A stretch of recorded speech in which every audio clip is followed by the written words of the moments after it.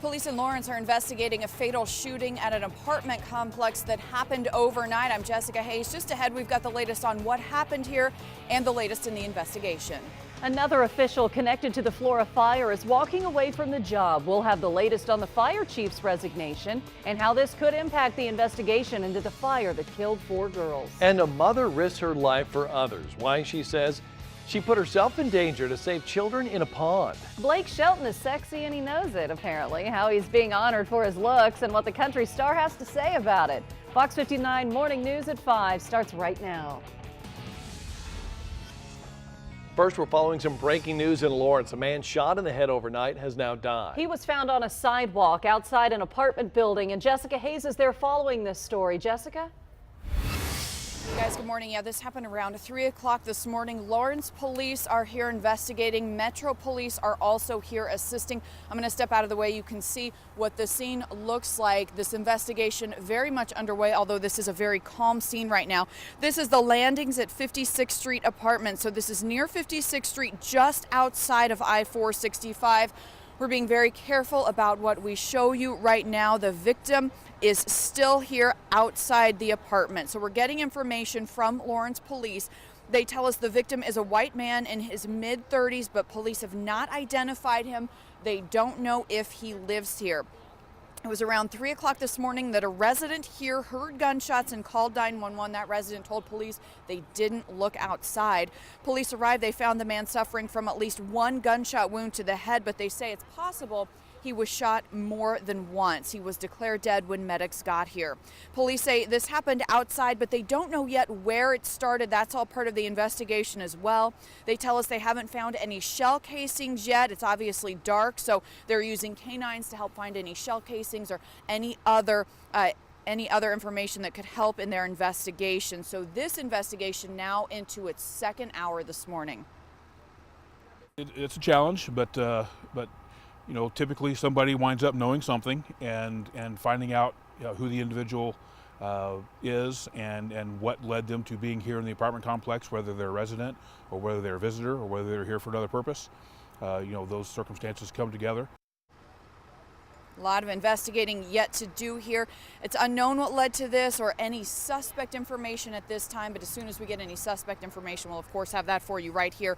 We're also asking if there's any surveillance video either at this apartment complex or anywhere nearby. Now, police tell us they did have another shots fired incident in the same apartment complex in the last few weeks, but that was not a fatal shooting. It was just a shots fired incident. So it's too early to know if that is somehow related to this. While they investigate, they're asking anyone who has information on what happened here or who may be responsible that you call Crime Stoppers immediately.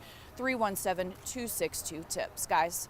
Jess, thank you. We'll have more on that deadly shooting throughout the hour. First, though, Weather Authority Jim O'Brien is standing by, tracking rain this morning, Jim. Yeah, it looks like it, Lindy and Scott. Rain chances will continue to kind of go up throughout the morning and afternoon. Right now, it's pretty scattered stuff. Not everybody's seeing the rain. As we get to late morning, early afternoon, the rain chances deepen here across the Hoosier State. I definitely want to have the rain gear handy, although we're not seeing much out there just yet. You can certainly see some of the heavier rain sitting out through Illinois. A lot of lightning strikes out there as well, so wouldn't be surprised if we have a couple of rumbles of thunder, and of course that would translate to heavier downpours. So later on this morning, early afternoon, rain looks pretty, at least a pretty good chance of it falling here, and certainly everybody's got a shot at rain for today. We're at 42 in downtown, a little bit milder compared to yesterday morning, but still you want to have that heavier coat underneath that umbrella for today. As you'll notice, 48 by 1 o'clock, a high today that should top out right around 50 degrees. We'll talk about a shot of cooler air tomorrow and another round of heavy rain in the forecast, unfortunately, for the weekend. Let's talk traffic right now with Britt. All right, Jim, thank you. At 5:04 right now, we've got a few problems out there already this morning. First, I want to start with a few of our INDOT cameras. We're seeing that there isn't any traffic heading eastbound 865 to eastbound 465. That's because Continuing on to 465 eastbound from 865 is blocked off, but traffic is getting by northbound 465, looping around to eastbound 465. That left lane blocked though, so what you have to do traveling eastbound is head southbound on 465, loop around at 86th Street, and then continue on to northbound to eastbound 465. There are a couple of earlier crashes right now, Banta Road at East Street and a new one 56th Street just east of German Church Road. Scott. Britt, thank you. Time right now is 5:04. We have new developments in the investigation of a deadly fire that killed 4 sisters in Flora. The town's fire chief has resigned effective immediately, and it's the latest in a string of resignations by officials connected to this high-profile fire. And Trisha Hart is live in the newsroom breaking down the details this morning. Trisha? The fire chief makes 3 officials who have left or are leaving their posts before this case is solved. Chief Adam Randall's announcement comes less than a week before the 1-year anniversary of this deadly blaze. But the first to step down was Dennis Randall, Adam's father. Dennis was in charge of the Flora fire investigation, working as an investigator for the Indiana Department of Homeland Security. He resigned a day after Fox 59 exposed problems with the state's findings, including their initial claim that they found accelerants all over the home, when in reality they found them in only one place. Back on November 21st, the family's Flora home caught fire, trapping 4 sisters between the ages of 5 and 11 years old. Kiana, Kiara, Cariel, and Kiani all died. Now, last week, the county prosecutor, also working on this case, announced his retirement at the end of this year.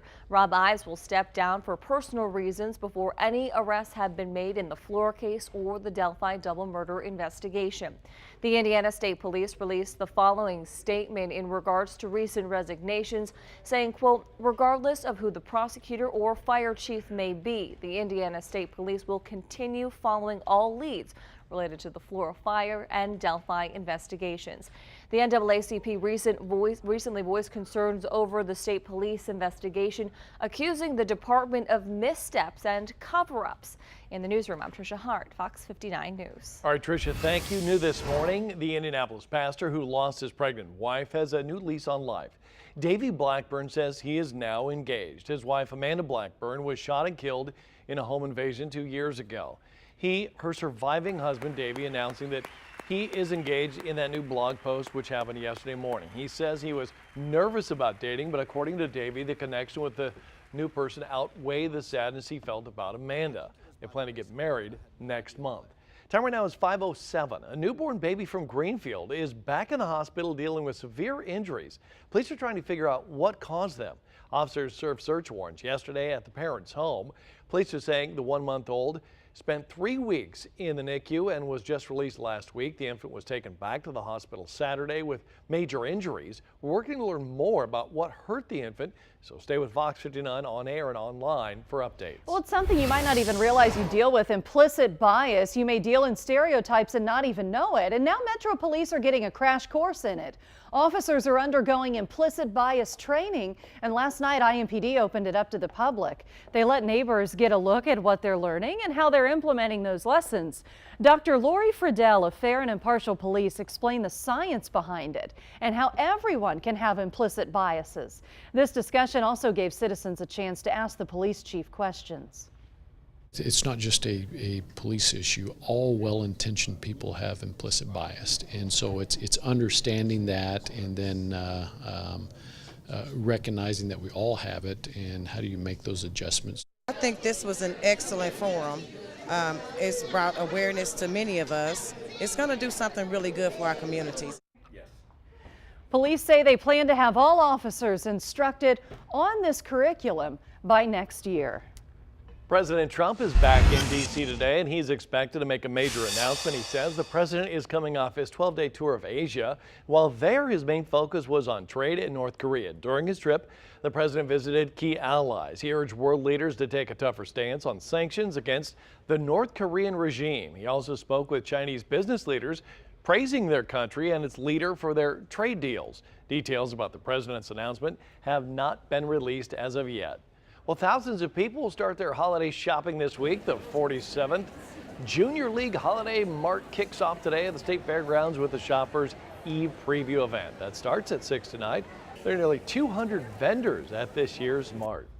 5:09 right now. Our nation's top cop may have a bit of a hazy memory. What Attorney Jeff Sessions says he now remembers about dealings with Russia as a federal investigation continues. GOP members are backing off from supporting a Senate candidate accused of sexual assault. We're going to tell you the newest blow to Roy Moore's campaign. A shooting spree stretches between several crime scenes, including an elementary school.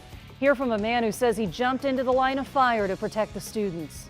And right now, fairly dry conditions here across central Indiana. Rain chances going up for today, especially as we hit the afternoon hours. Temperatures this morning not that bad. We're in the low 40s.